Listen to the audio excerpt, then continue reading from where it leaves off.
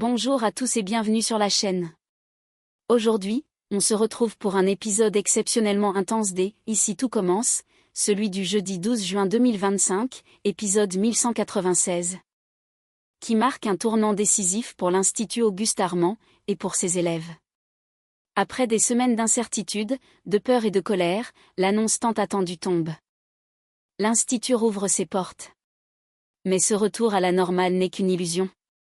Car sous les applaudissements et les larmes de joie, la tension est à son comble.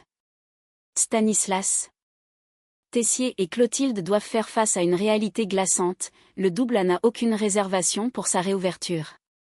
Et les élèves, eux, sont précipités dans une course contre la montre avec des examens maintenus coûte que coûte. Du côté d'Amy, l'émotion est à fleur de peau, confrontée à Valdine une dernière fois. Elle tente de reprendre pied après la trahison. Lionel lui apporte un soutien salvateur, tandis que Colline, malgré un début de répit, doit encaisser une remarque humiliante de Gaspard. Mais c'est aussi dans ce tumulte que renaissent des éclats d'espoir, une chorégraphie déjantée dans le doublat. Une nouvelle proposition de maître d'hôtel pour Colline, et une amitié reconstruite entre Billy et Tom. Entre révélation, choix de vie, baisers volés et tensions professionnelles. Cet épisode est un concentré d'émotions, un savant mélange de drame, d'humour et de renouveau. Restez bien avec nous, car chaque scène est un pas de plus vers une reconstruction pleine d'imprévus.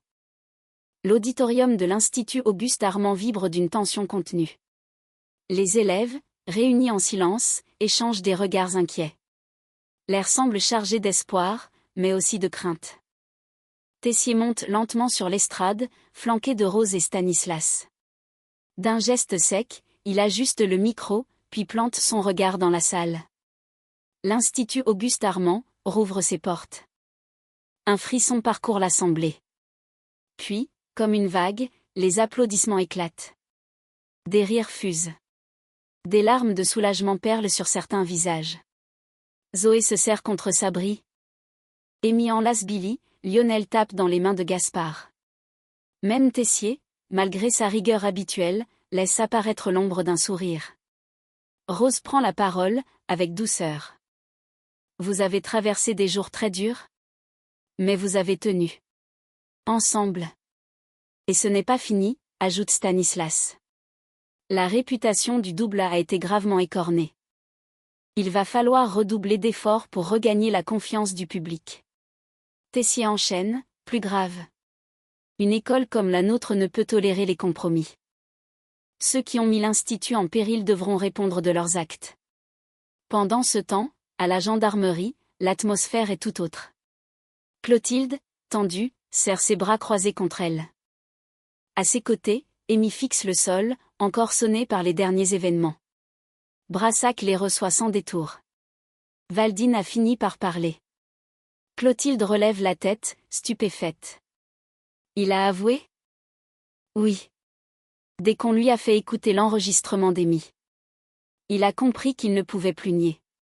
Amy déglutit. Une étrange émotion l'envahit, entre triomphe et amertume. Alors c'est fini ? Brassac hoche lentement la tête. Pour lui, oui. Pour l'Institut, c'est à vous de reconstruire. Clotilde ferme les yeux un instant, profondément soulagée. On va s'y atteler dès aujourd'hui. Le jour est tombé sur Calvière. Mais l'onde de choc laissée par les révélations autour de Valdine continue de résonner dans les couloirs de l'Institut, et au-delà. Au commissariat, Romain Valdine est désormais déféré. Les menottes au poignet, il s'apprête à être transféré. Pourtant, au moment de passer la porte, il demande à parler à Amy, une dernière fois. L'entrevue est brève. Amy, droite, garde une distance ferme, mais son regard trahit un trouble certain.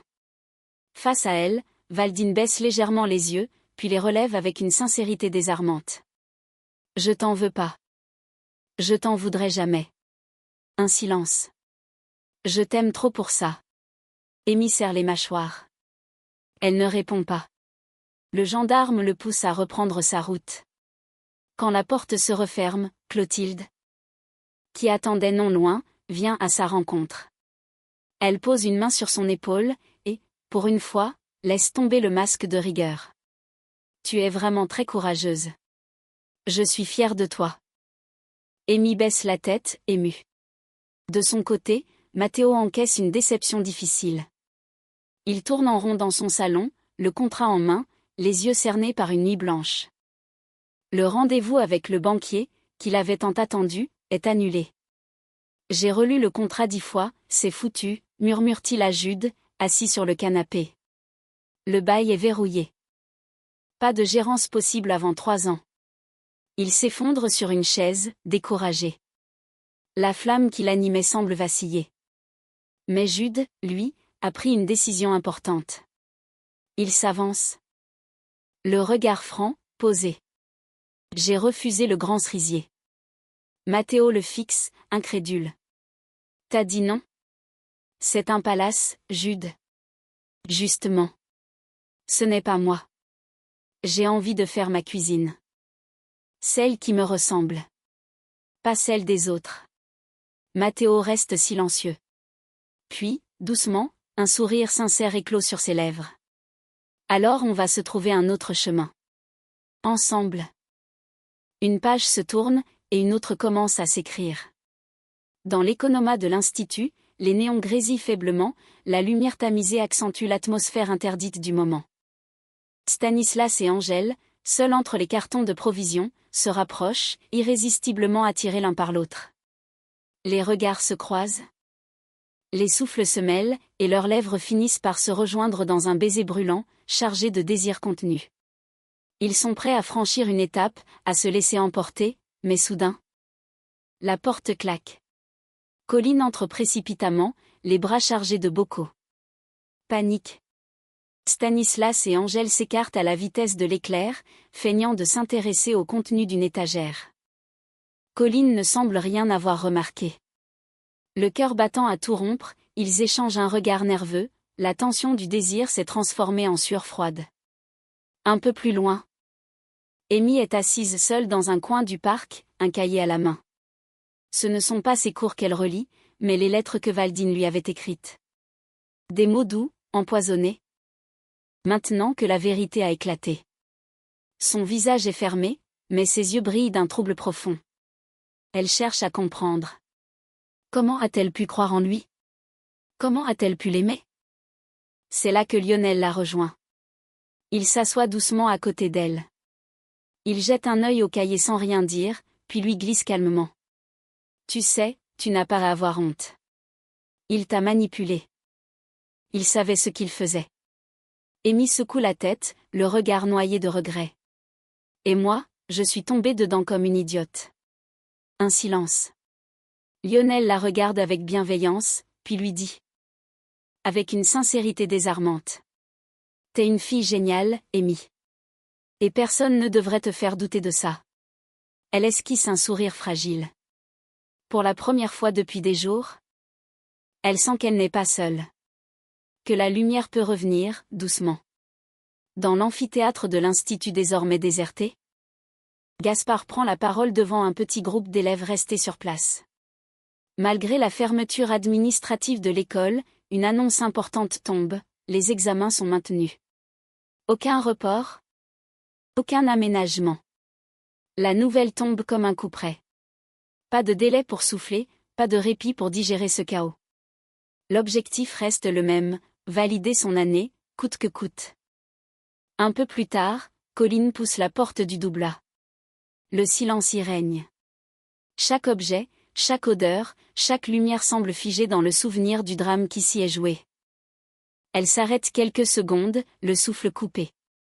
Les images lui reviennent en rafale, violentes, indélébiles. C'est ici que tout a basculé. Elle ferme les yeux, tente de reprendre pied. À ses côtés, Stanislas arrive à son tour. Son regard balaie la pièce, mais ce n'est plus le restaurant qu'il connaît. Tout a changé. Même les murs semblent porter le poids de la méfiance et de la douleur. Il se tourne vers Colline, troublé lui aussi, et lui propose une idée simple, presque instinctive, se réapproprier cet endroit. Colline, dans un effort pour alléger l'ambiance, lance une blague un peu folle, et si on repeignait tout en jaune poussin? Un éclat de rire s'échappe de leurs lèvres. C'est peut-être absurde? Mais ce petit instant de légèreté fait du bien. Entre les gravats émotionnels, il reste de la place pour une étincelle d'humour, et peut-être, pour un nouveau départ. Alors que l'idée saugrenue de repeindre le double A en jaune poussin flotte encore dans l'air, Stanislas, toujours aussi spontané, propose quelque chose d'encore plus inattendu. Et si on faisait la mise en place, en musique ? Sans attendre de réponse, il sort son téléphone, lance une playlist entraînante et monte le son. Les premières notes résonnent dans la salle vide. Et tout à coup, les murs du double A vibrent à nouveau, mais cette fois, d'une énergie joyeuse. La magie opère immédiatement. Stanislas attrape un torchon. Le fait tournoyer comme un accessoire de scène. Il enchaîne quelques pas de danse tout en disposant les couverts, éclatant de rire lorsqu'il rate une pirouette. Colline, d'abord interloquée, finit par se laisser emporter. Elle bat la mesure du pied, puis saisit un plateau, qu'elle fait glisser avec style sur le comptoir comme une serveuse de Broadway. Et soudain, c'est une véritable chorégraphie improvisée qui s'anime entre eux. Ils chantent, dansent, se croisent, rient. L'espace reprend vie sous leurs mouvements. La douleur s'efface derrière la joie du moment. Colline retrouve ce qu'elle pensait avoir perdu, l'insouciance, le plaisir simple d'être là. Son sourire, vrai, lumineux, revient enfin s'installer sur son visage. Un air de comédie musicale s'est emparé du double A. Entre assiettes empilées au rythme des refrains et spatules brandies comme des micros, on oublierait presque les drames récents. C'est une parenthèse enchantée, une respiration salvatrice. Un moment suspendu où la vie, malgré tout, reprend ses droits. Ne manquez pas cette scène, c'est un pur bijou de légèreté. Un de ces instants magiques où l'on se dit, c'est aussi ça, ici tout commence. Dans le calme retrouvé du double A. Alors que les rires se sont dissipés, Stanislas s'approche de Colline, encore un peu essoufflée par leur improvisation musicale. Il la regarde avec une sincère bienveillance, puis lui glisse, d'un ton aussi posé qu'enthousiaste: j'aimerais que ce soit toi qui fasses l'ouverture demain matin, en tant que maître d'hôtel. Colline le fixe, surprise. Ce n'était pas prévu. Mais dans ses yeux, elle lit que ce n'est pas une blague. Moi, souffle-t-elle, mi-honorée, mi-incrédule. Stanislas sourit, rassurant. Tu es chaleureuse, tu mets les gens à l'aise. Tu connais les rouages. Franchement, t'es faite pour ça. Colline reste un instant sans voix. Ce n'est pas seulement une proposition, c'est une marque de confiance. Elle, souvent en retrait, se sent soudain valorisée. Elle acquiesce doucement, touchée, d'accord, j'y serai. Un peu plus tard, dans un coin plus tranquille, Stanislas retrouve Joachim. Les deux hommes échangent quelques mots autour d'un café.